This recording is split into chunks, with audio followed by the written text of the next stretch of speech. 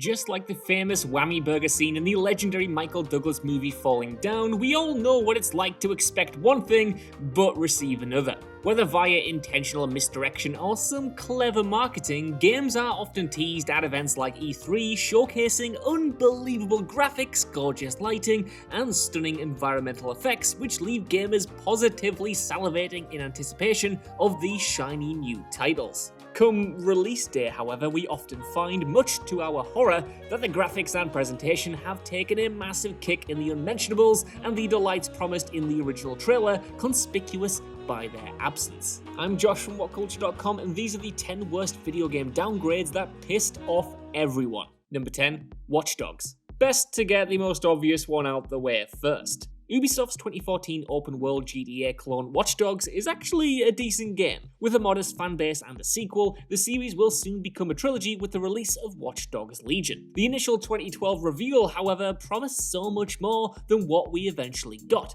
because for a while it looked as if Watch Dogs was going to be the next big thing in third-person open-world gaming. The premise of hacking the very infrastructure of a fully realized, fully populated city, disrupting and bending to your will everything from security cameras to traffic lights to help enact Aiden Pierce's revenge, did materialize to an extent in the final game, just nowhere near the level that we expected. The presentation too was diluted in the years between reveal and launch. Gone were the detailed and varied textures, absent was the complex and stunning dynamic weather, missing were the truly next-gen lighting and particle effects. Ubisoft had shown their hand too soon, overpromising on what was realistically achievable. Number 9. Mass Effect Andromeda.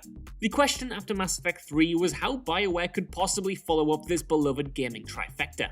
Well, mostly beloved gaming trifecta. What did they have at their disposal to push the franchise forward and innovate? Well, when we were first introduced to Mass Effect Andromeda back in 2016, it genuinely looked amazing. Gorgeous lighting, deep shadows, a huge leap in realistic facial animations, and microscopic detail in the armor and artifacts promised a brand new take on the Mass Effect formula. The game we actually got, however, was absolutely not up to scratch. It was clear from the outset that the graphics had taken a major hit from the trailers, with none of these subtle yet beautiful effects present in the retail version. There were glitches too, glitches abound, glitches coming out your trousers. There was just so many bugs in this game. Characters would walk around like they'd contracted the genophage, and crew members would just disappear mid-cutscene sometimes. And then, of course, there's the faces. Facial animations which showed so much promise when first teased now looked like the characters were actually wearing somebody else's face as a mask, Ed Gein style. Number 8. Tom Clancy's Rainbow Six Siege. When Tom Clancy's Rainbow Six Siege was first shown to the world at E3 2014, fans of the genre and newcomers alike were extremely impressed by the delights on show. Eschewing a traditional story campaign mode in favour of shorter, more static situations and online multiplayer, the emphasis here was on cooperative and competitive play, as players worked together as a team to storm a location, neutralise the tangos, and evac the hostages. All with the patented cringy Ubisoft fake mic chatter. Sections of the trailer could have been lifted directly from real-life news footage, as a chopper circled overhead, spotlight trained on the target location, while the enemies frantically boarded up the windows. Bright lights bloomed through the cracks, casting hostage and hostage-taker alike into deep shadows, and the colour palette was suitably atmospheric, with the entire sequence being lit in muted hues of blue and grey. The actual release version and the patch version playable today, though, both pale in comparison. I mean, it's still a great game, don't get me wrong, but it plays absolutely nothing like this original look. Number 7, No Man's Sky. No Man's Sky is a great game. Well, today it is. Players can free their inner Han Solo by flying a starship across a vast procedurally generated universe, stopping off at various lush, diverse planets along the way. It is almost exactly what Hello Games had promised when the game was first announced back in 2013. The 2016 launch version, however, caused irreparable damage to both the game itself and the studio from whence it came. With pared-back visuals, game-breaking bugs, players finding themselves stranded on random planets, and content that was promised not making the final version, No Man's Sky left a very sour taste in the collective mouth of Day 1 adopters. A beautifully realised, fully populated, resource-abundant, and mind-bogglingly massive universe to explore is what we were promised, and the empty vacuum of space with nothing to actually do within it is what we got. Number 6. The The Witcher 3 Wild Hunt.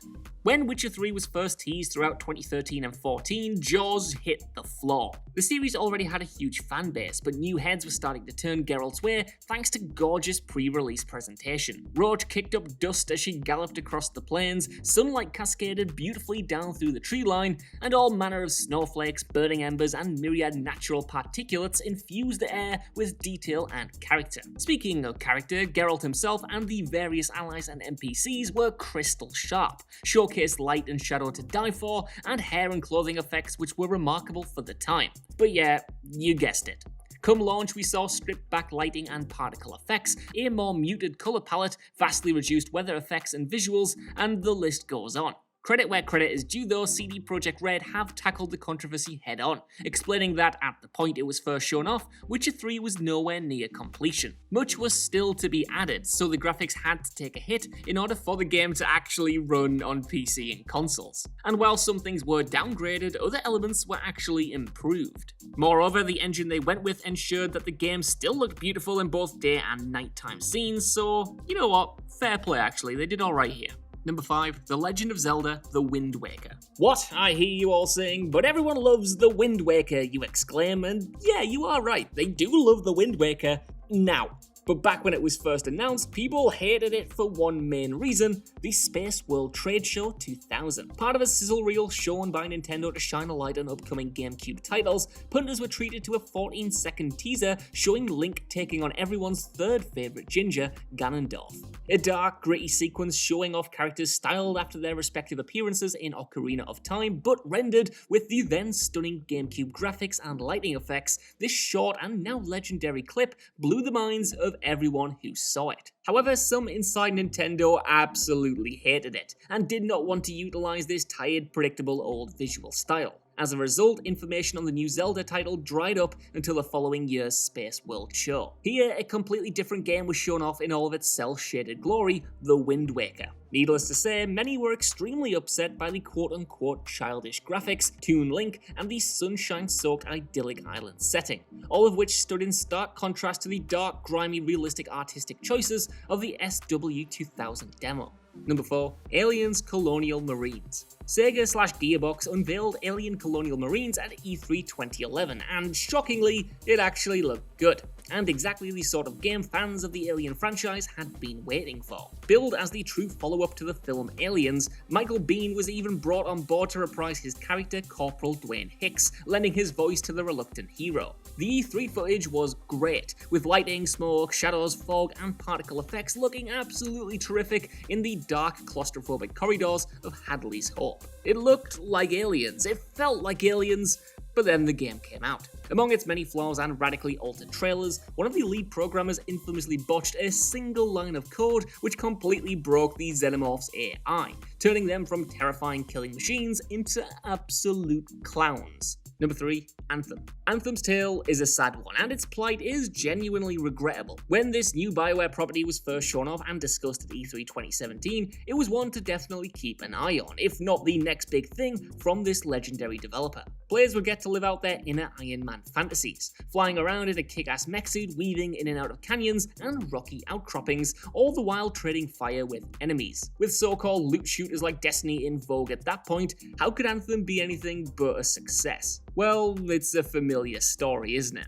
The E3 build and eventual retail version of the game may share some DNA, but they were very different beasts. Those memorable scenes of our hero flying over vast sprawling vistas, motion blur adding depth and context, light glinting off armor and arms alike, yeah, most of that is gone in the finished product. Vastly reduced draw distances replaced wide open spaces, motion blur was perfunctory at best, and the beautiful dynamic lighting effects conspicuous by their absence. Cut to 2020 and the game is now all but dead, though there are promises of Anthem 2.0 if anyone's still playing. Number 2, Red Steel. Remember all those Wii reveal trailers all the way back in 2006? Well, if you do, you'll know that in amongst the stock footage of wholesome American families pretending to conduct an orchestra or play tennis, there was a kid jumping all over his chair, waving his controller about like a katana. The game being reflected there was Wii launch title Red Steel. The early trailers showed a game with tons of potential, from tight first-person shooting, intricate and nuanced sword fighting sections, and a pretty polished overall look look to the presentation. The reality, however,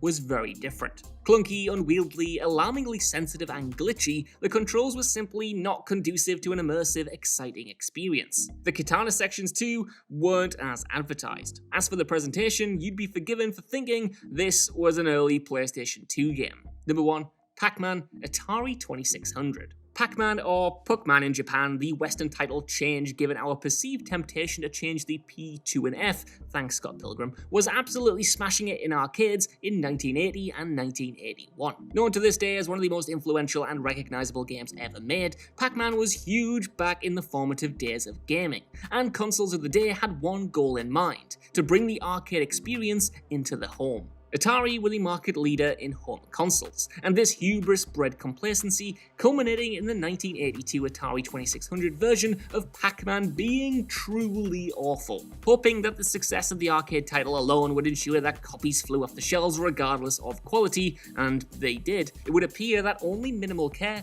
was put into this version. The power differential notwithstanding, the bright, crisp arcade colours are now washed out purples and oranges. The iconic music is unrecognisable, and the characters themselves now flickering, blocky imposters. This was nothing like the arcade version, and people were seriously pissed off.